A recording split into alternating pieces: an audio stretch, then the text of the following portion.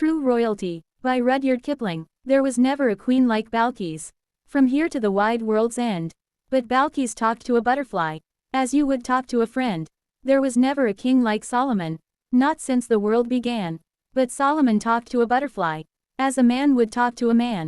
She was queen of Saba, and he was Asia's lord. But they both of them talked to butterflies, when they took their walks abroad.